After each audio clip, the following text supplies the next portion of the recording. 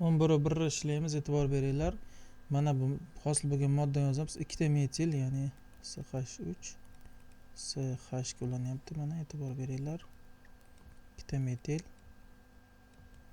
Keyin yana CH bor. Mana keyingi CH. Unga etil ulanyapti. Mana etil yozdim. Undan keyin yana bitta CH bor. Unga ham etil ulanyapti. Keyin yana CH. Mana yozib oling, CHlar keyin 2 metil, 2 metil. Mana bu hosil bo'lgan. Demak, ulanish mana bu yerdan bo'lyapti. E'tibor bergan bo'lsanglar, ko'ramiz. Keyingi moddani ham hosil qilaylik, ko'raylik, shunga qarab ish qilamiz. CH bor, mana. CH 2 metil ulanyapti bunga.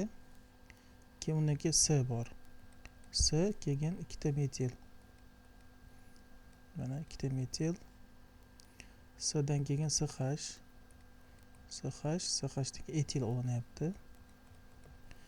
Etildan keyin CH 2 metil ulanyapti. Endi yaxshilab qaranglar, o'xshashlikni topishimiz kerak. Qanaqa o'xshashlik bor? Mana ulangan joy, e'tibor beringlar. Mana birinchisi ulangan joy, ikkinchisi mana o'xshash joyi bor.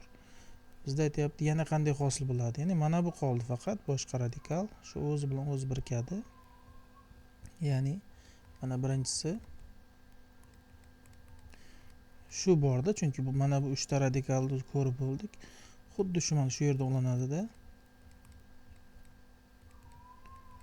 Shuni nomlashimiz kerak. 2 3 3 tur 2 3 3 tur 5 geksa metil geksan bo'ladi. Javobimiz demak C bo'lar ekan mana.